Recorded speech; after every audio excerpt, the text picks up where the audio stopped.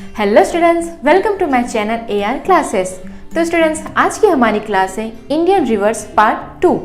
Students, मैंने अपनी पिछले क्लास में आप लोगों को बताया कि ट्रिब्यूटरी, डिस्ट्रीब्यूटरी, डेल्टा, एस्चुरी ये सभी क्या होती है और किसी भी रिवर्स को पढ़ने से पहले हमें इन चारों को पढ़ना क्यों ज़रूरी होता है और किसी भी रिवर्स में इनका क्या रोल होता है, इन सभी को हमने पढ़ा।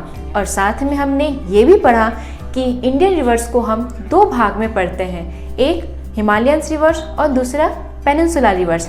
इन दो भागों में हम इंडियन रिवर्स को बांटते हैं और इसके बारे में हम पढ़ते हैं। ठीक है, तो चलिए स्टूडेंट्स स्टार्ट करते हैं आज की हमारी क्लास। और आज हम पढ़ने वाले हैं इंडस रिवर के बारे में। किसके बारे में? इंडस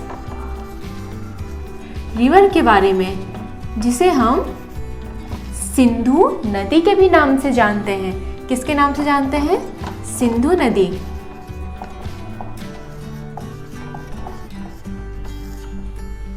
तो स्टूडेंट्स, आप सभी जानते होंगे कि सिंधु नदी हमारे भारतीय सभ्यता की सबसे प्राचीन और ऐतिहासिक नदी है और विश्व की प्राचीनतम सभ्यताओं में से एक सिंधु घाटी की सभ्यता इसी इंडस रिवर और इसकी ट्रिब्यूटरीज के किनारे बसी हुई है। तो चलिए हम इसी प्राचीन और ऐतिहासिक नदी के बारे में पढ़ते हैं, जो कि क्या है? हमारा इंडस रिवर, जिसे हम सिंधु नदी के भी नाम से जानते हैं। तो स्टूडेंट्स, सिंधु नदी यानी कि इंडस रिवर ये ओरिजिनेट कहाँ से होती है, कहाँ से ये निकलती है? ये ओरिजिनेट होती है तिब्बत में मानसरोवर झील के पास। ठीक है, तिब्बत जो जगह है, तिब्बत में मानसरोवर झील है, उसके पास स्थित कैलाश पर्वत के बारे में तो आप लोग ने सुना होगा। तो क्या है? तिब्बत में मानसरोवर झील के पास कैलाश पर्वत श्रृंखला पर स्थित बोखरचू नामक ग्लेशियर से निकलती है। कौन से ग्लेशियर से निकलती है? ये बोखरचू नामक ग्लेशियर से निकलती है। जैसा कि मैंने अपने पिछले क्लास में बताया था स्टूडेंट्स कि हिमालयन रिवर्स क्या होती है। हिमालयन रिवर्स वो रिवर्स होती है जो किसी ग्लेशियर से या फिर मेल्टिंग स्नो से निकलती है। ठीक है, और ये इंडस रिवर क्या होती है? इंडस रिवर हिमालयन रिवर्स में आती है। ठीक, क्योंकि ये इंडस रिवर जो है ये ग्लेशियर से निकलती है, ये ग्लेशियर से ओरिजिनेट होती है। और कौन से ग्लेशियर से ओरिजिनेट होती है? ये बोखरचू नामक ग्लेशियर से ओरिजिनेट होती है। ठीक है, इसलिए ये क्या है? इसलिए इंडस रिवर एक हिमालयन रिवर्स कहलाती है। ठीक है, अब ये बोखरचू को स्टूडेंट्स तिब्बत में हम किसी और नाम से जानते हैं। तिब्बत में इसे कहा जाता है, तिब्बत में इसे सिंघी खंबन के नाम से जाना जाता है। ठीक है, तिब्बत में इसे सिंघी खंबन कहते हैं, जिसका अर्थ होता है शेर का मुंह। सिंघी खंबन का अर्थ होता है शेर का मुंह। ठीक है स्टूडेंट्स, क्या हमने पढ़ा कि कहाँ से ओरिजिनेट होती है? ये तिब्बत में मानसरोवर झील के पास कैलाश पर्वत श्रृंखला पर स्थित बोखरचू नामक ग्लेशियर से ये ओरिजिनेट होती है। और जो ये बोखरचू नामक जो ग्लेशियर है, इसे तिब्बत में कहा जाता है क्या? सिंघी खंबन कहते हैं, क्योंकि ये ग्लेशियर कहाँ पर? ये तिब्बत में है ये ग्लेशियर। तो तिब्बत में इस ग्लेशियर का जो नाम है बोखरचू, इसे हम सिंघी खंबन कहते हैं। ठीक है, इसे तिब्बत में क्या कहा जाता है? इसे तिब्बत में सिंघी खंबन कहा जाता है, जिसका अर्थ होता है शेर का मुंह। ठीक है, और स्टूडेंट्स, सिंधु नदी जो है ये 3 देशों से होकर बहती है। पहला चाइना। क्यों? क्योंकि ये तिब्बत से के मानसरोवर झील के पास कैलाश पर्वत श्रृंखला पर स्थित बोखरचू नामक ग्लेशियर से निकलती है, यानी कि तिब्बत कहाँ पर? ये चाइना के क्षेत्र में आता है। तो ये क्या होगा?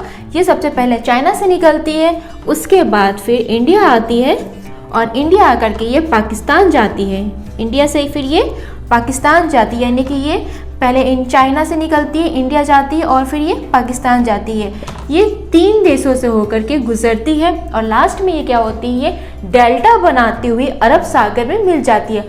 और डेल्टा क्या होती है? ये हमने अपने पिछले क्लास में पढ़ा है। ठीक, तो ये क्या करती है? चाइना से होकर के इंडिया आती है और इंडिया से होकर के ये पाकिस्तान जा कर के ये डेल्टा बनाते हुए अरब सागर में मिल जाती है। कौन सी रिवर? सिंधु नदी। ठीक है, और क्या है स्टूडेंट्स? ये इंडिया में, ठीक है, ये इंडिया में इसकी जो लेंथ है, इसकी लेंथ है 1114 किलोमीटर, यानी कि 1114 किलोमीटर। ठीक है, इंडिया में इसकी लंबाई कितनी है? 1114 किलोमीटर्स। ठीक है। और स्टूडेंट, जब इंडस रिवर इंडिया में जब प्रवेश करती है तो जिस स्थान में ये प्रवेश करती है इंडिया में, वो स्थान कहलाता है दमचौक नामक क्षेत्र कहलाता है। ठीक है, वो स्थान क्या कहलाता है? दमचौक। और जिस स्थान से इंडिया से बाहर निकलती है वो स्थान चिल्लास कहलाता है। जैसे कि ये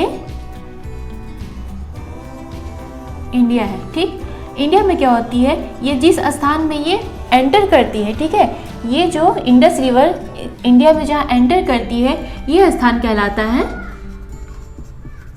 दमचौक। ठीक है, और जहाँ से ये इंडिया में बहती हुई जहाँ से ये निकलती है वो स्थान कहलाता है चिल्लास। चिल्लास, ठीक है स्टूडेंट्स। तो क्या है, जिस स्थान में इंडिया में ये सिंधु नदी प्रवेश करती है वो स्थान कहलाता है, वो क्षेत्र क्या कहलाएगा? दमचौक कहलाता है। और जहाँ से ये इंडिया से बाहर निकलती है वो स्थान कहलाता है चिल्लास कहलाता है। ठीक है स्टूडेंट्स। तो स्टूडेंट्स, हमने इंडस रिवर के बारे में क्या पढ़ा कि इंडस रिवर कहाँ से ओरिजिनेट होती है? ये तिब्बत में मानसरोवर झील के पास कैलाश पर्वत श्रृंखला पर स्थित बोखरचू नामक ग्लेशियर से निकलती है। ठीक है, कौन से ग्लेशियर से? बोखरचू नामक ग्लेशियर से निकलती है, जिसे तिब्बत में कहते हैं, बोखरचू को तिब्बत में क्या कहते हैं? इसे तिब्बत में कहते हैं सिंगी खम्बन। ठीक है, तिब्बत में क्या कहते हैं? इसे सिंगी खम्बन कहते हैं, जिसका अर्थ होता है शेर का मुंह। ठीक है, जिसका अर्थ क्या होता है? शेर का मुंह।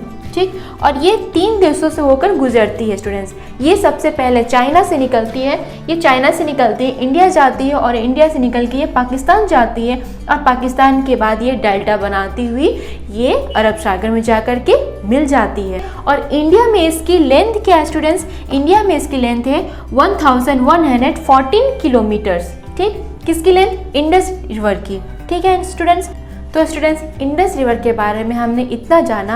अब इसके आगे हम पढ़ेंगे इंडस रिवर्स की ट्रिब्यूटरीज के बारे में। इंडस रिवर्स की 5 मेन ट्रिब्यूटरीज जो है उसके बारे में हम अपने अगले क्लास में पढ़ेंगे। ठीक है स्टूडेंट्स, अगर आपको मेरा क्लास पसंद आया, इंडस रिवर्स के बारे में आप लोगों ने अच्छी तरह से समझ लिया है, तो प्लीज़ मेरे चैनल को लाइक, सब्सक्राइब एंड शेयर जरूर करें। थैंक यू, धन्यवाद।